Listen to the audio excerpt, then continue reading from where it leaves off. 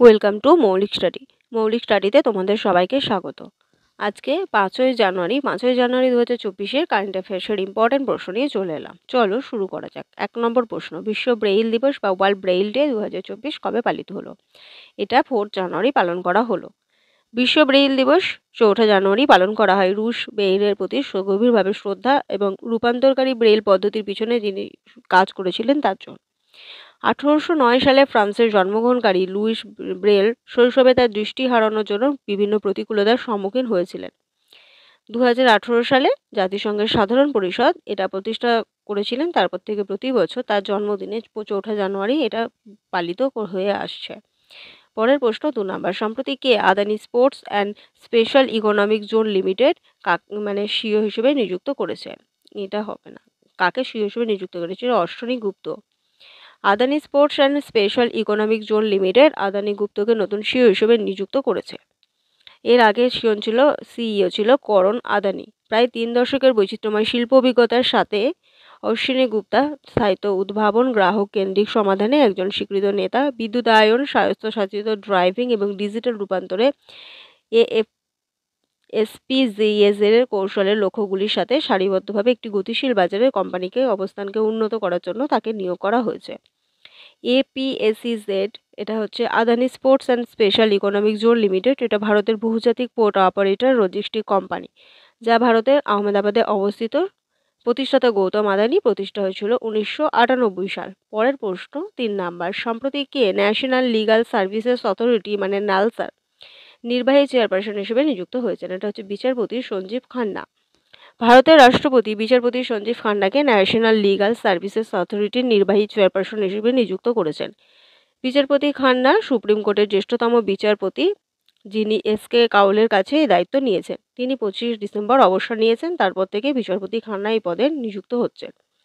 নালসা এটা তো বললামই full form, national legal services authority. এটা 9 নভেম্বর 1995 সালে একটা সার্ভিসেস অথরিটি অ্যাক্ট অনুযায়ী স্থাপন হয়েছিল। যে একটা হচ্ছে 1987 সালে গঠিত হয়েছিল এবং এটা কি করে, যোগ্য প্রার্থীদের বিনামূল্যে আইনি পরিষেবা প্রদান করে এবং মামলার দ্রুত নিষ্পত্তির জন্য লোক আদালত গঠন করে।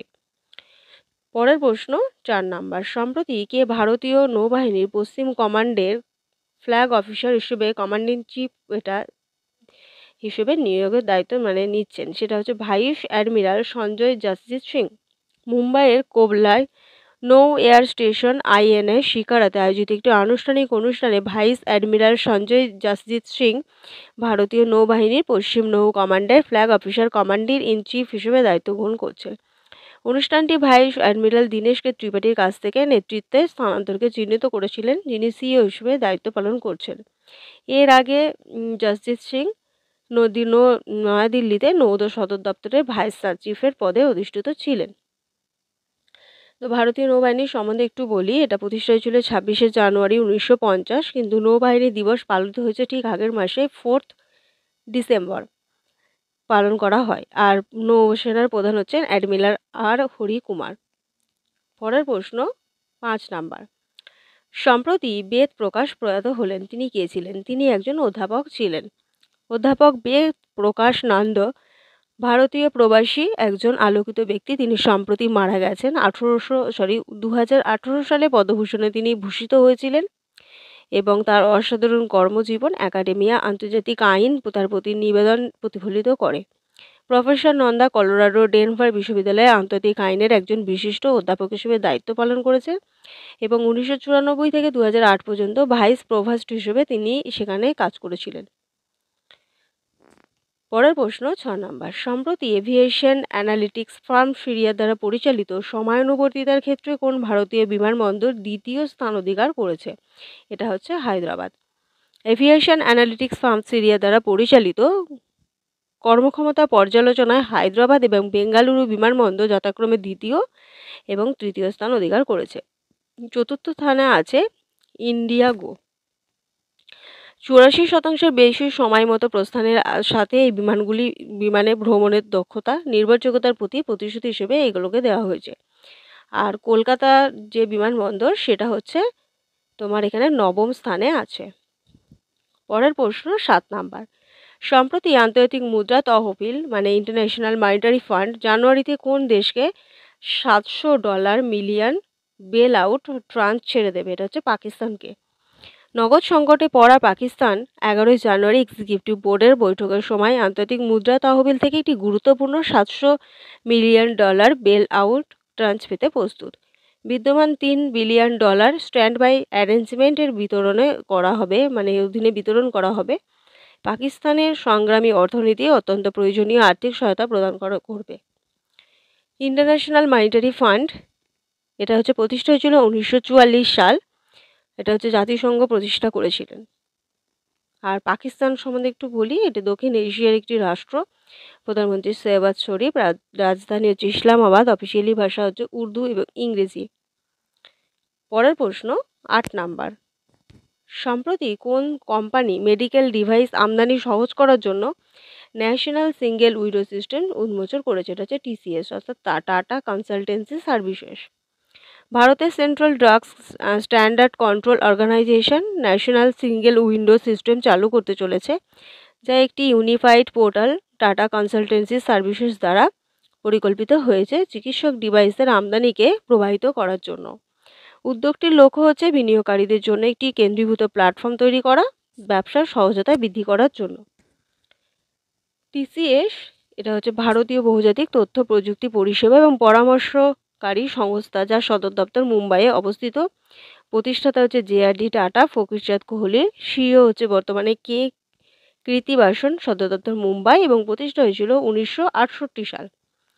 পরের প্রশ্ন 9 নাম্বার। সম্প্রতি প্রথম কোন কেন্দ্রশাসিত অঞ্চল প্রধানমন্ত্রী বিশ্বকর্মা যোজনা বাস্তবায়নকারী হয়ে উঠেছে? এটা হচ্ছে জম্মু কাশ্মীর।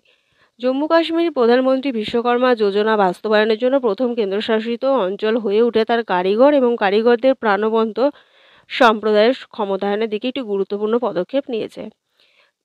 2023 সালের সেপ্টেম্বরে কেন্দ্রীয় সরকার দ্বারা চালু করা এই উদ্যোগটির লক্ষ্য ভারতের সাংস্কৃতিক ঐতিহ্য সংরক্ষণ ও সমৃদ্ধ করার ক্ষেত্রে এই দক্ষ ব্যক্তিদের গুরুত্বপূর্ণ ভূমিকাকে উন্নীত করা এবং স্বীকৃতি দেওয়া। জম্মু কাশ্মীর রাজধানী হচ্ছে শ্রীনগর, গ্রীষ্মকালীন। জম্মু হচ্ছে শীতকালীন। লেফটেন্যান্ট গভর্নর হচ্ছে শ্রী মনোজ সিনহা। ন্যাশনাল পার্ক হচ্ছে Dachigam national park, Hemis national park, কিতুবা ন্যাশনাল পার্ক আর শালিম আলী ন্যাশনাল পার্ক। পরের প্রশ্ন এবং লাস্ট প্রশ্ন 10 নাম্বার। সম্প্রতি কোন রাজ্য কেন্দ্রীয় আয়ুষ্মান ভারত কর্মসূচির সাথে রাজ্য স্বাস্থ্য বীমা প্রকল্প চিরঞ্জীবীকে একীভূত করার জন্য পদক্ষেপ নিচ্ছে? এটা হচ্ছে রাজস্থান।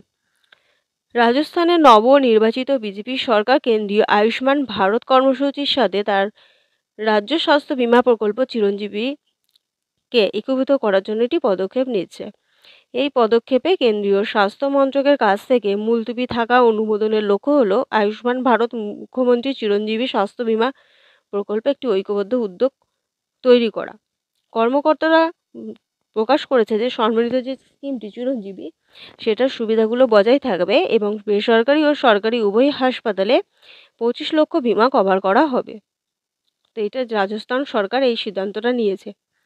রাজস্থানের রাজধানী হচ্ছে জয়পুর। মুখ্যমন্ত্রী নতুন চেঞ্জ হয়েছেন, তিনি হচ্ছেন ভজনলাল শর্মা। রাজ্যপাল হচ্ছে কালরাজ মিশ্র। ন্যাশনাল পার্ক হচ্ছে Darrah national park, desert national park, Keoladeo national park, mount Abu national park, Ranthambore national park আর সারিস্কা টাইগার রিজার্ভ। এই ছিল আজকে সমস্ত ডিটেলস। ভিডিওটা ভালো লাগলে লাইক করো, বন্ধুদের সাথে শেয়ার করো এবং চ্যানেলে নতুন হলে অবশ্যই চ্যানেলটি সাবস্ক্রাইব করো। আজকে এতটুকুই।